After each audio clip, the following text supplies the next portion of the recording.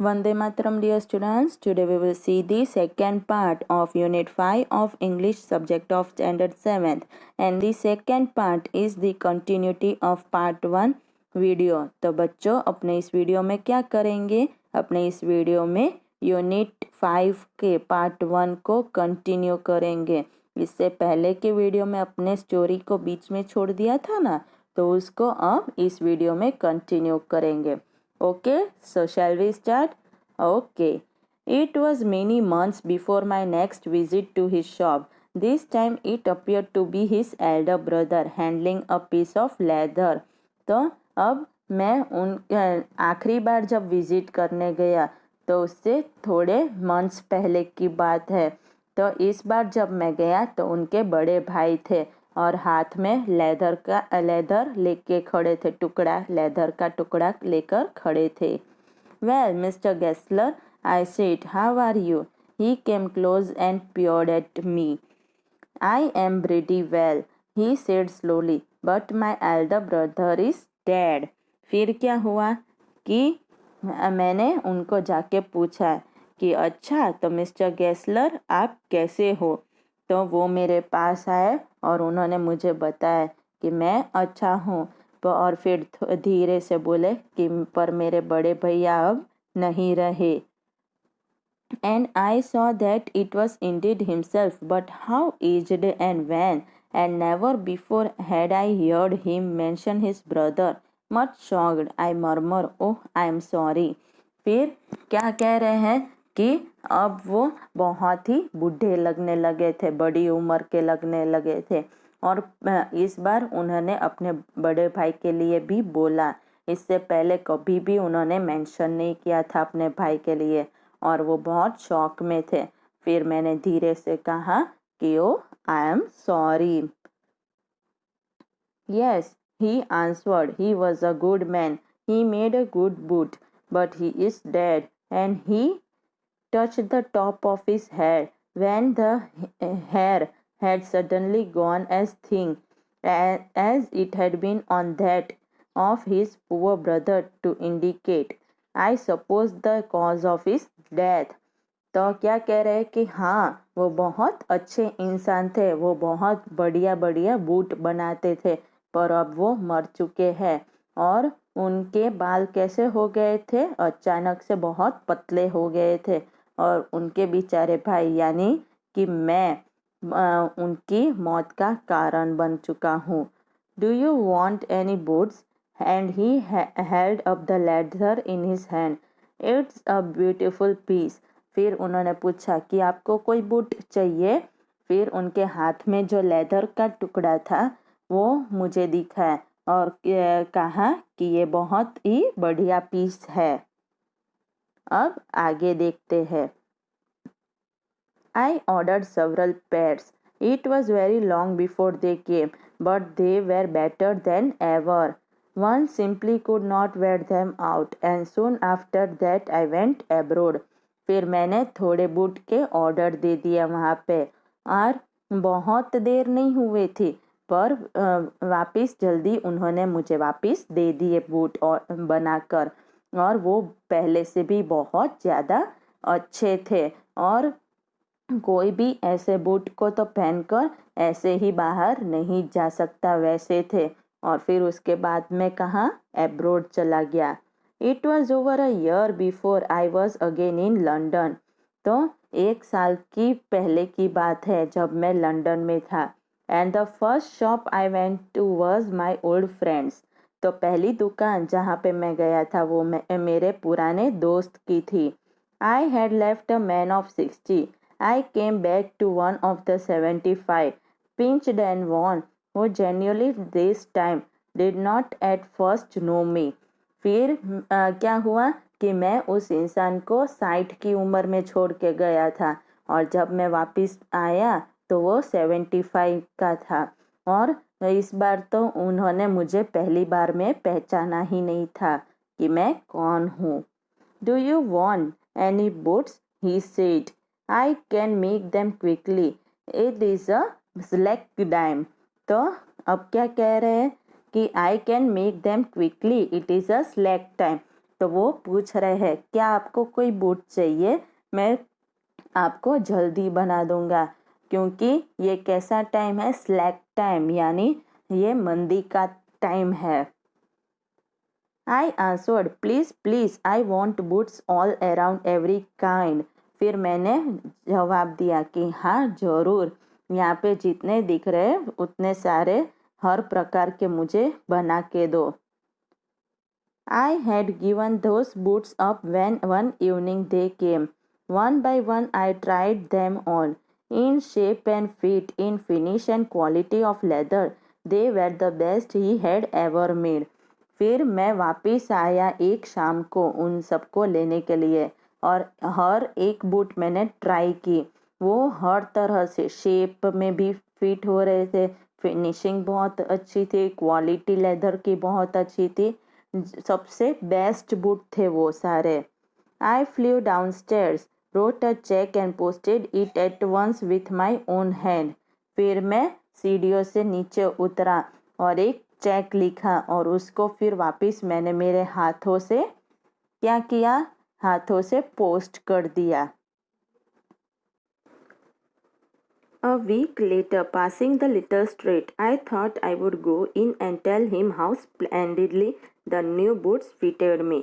फिर एक हफ्ते बाद की बात है, मैं जब उस सड़क के पास से गुजर रहा था तो मैंने सोचा कि मैं अंदर जाऊं और उनको यानी मिस्टर गेस्लर को बताऊं कि उनके बनाए हुए बूट मुझे कितनी अच्छी तरह से आ चुके हैं।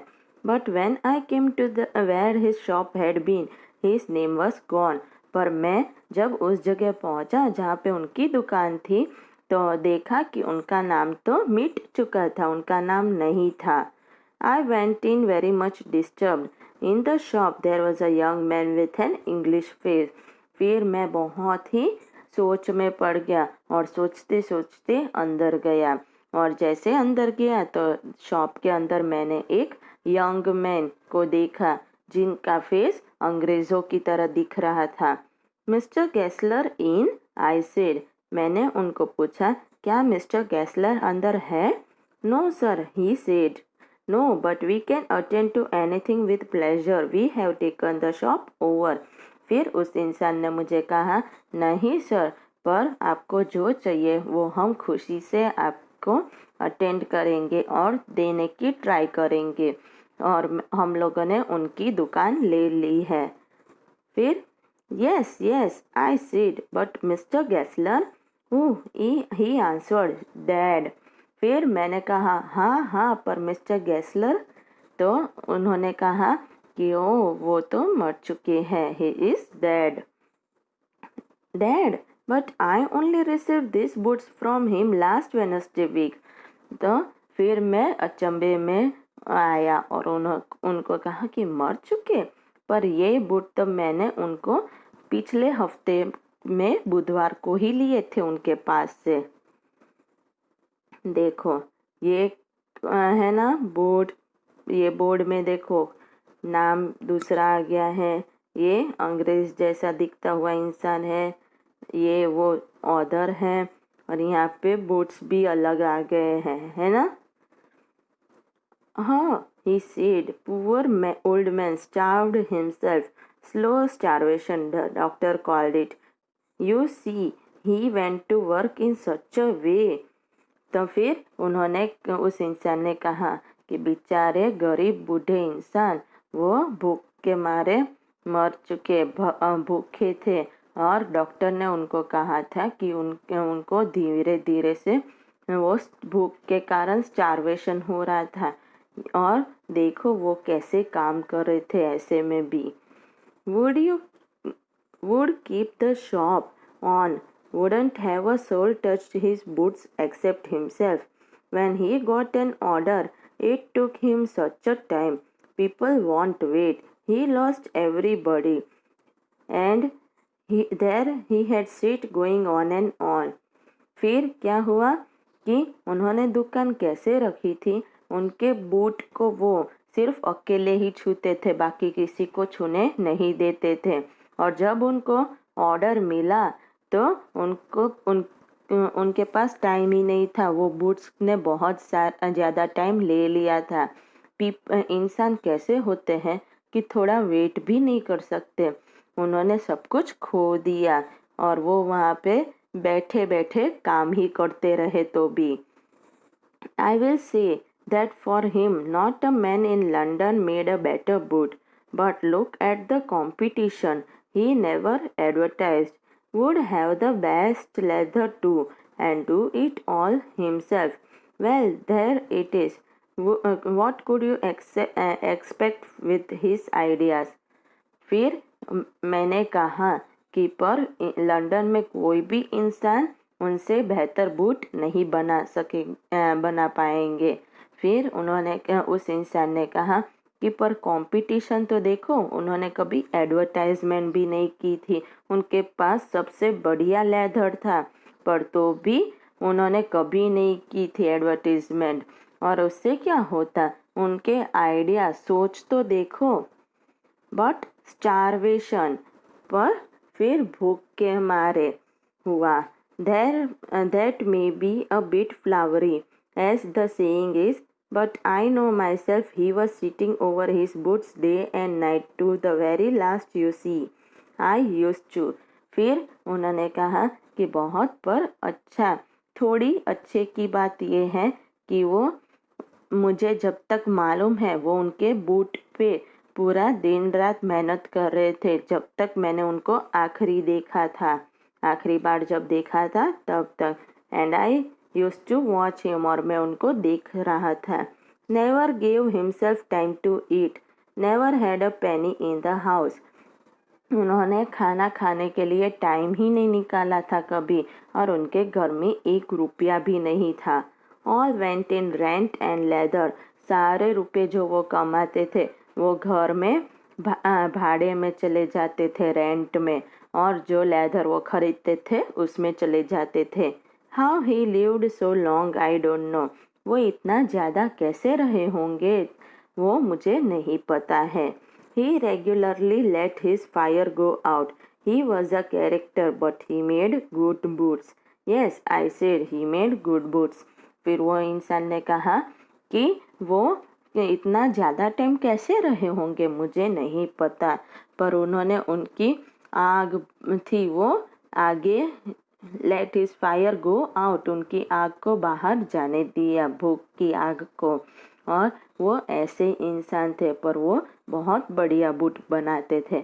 फिर मैंने कहा हाँ, वो बहुत बढ़िया बूट बनाते थे। तो अब ये पूरी स्टोरी के ऑथर कौन है? John Galsworthy, simplified and abridged. तो ऑथर का नाम है जॉन गल्सवर्दी। तो बच्चों, आप सबको समझ में आ गई स्टोरी? ओके, तो अब आप सबको क्या करना है?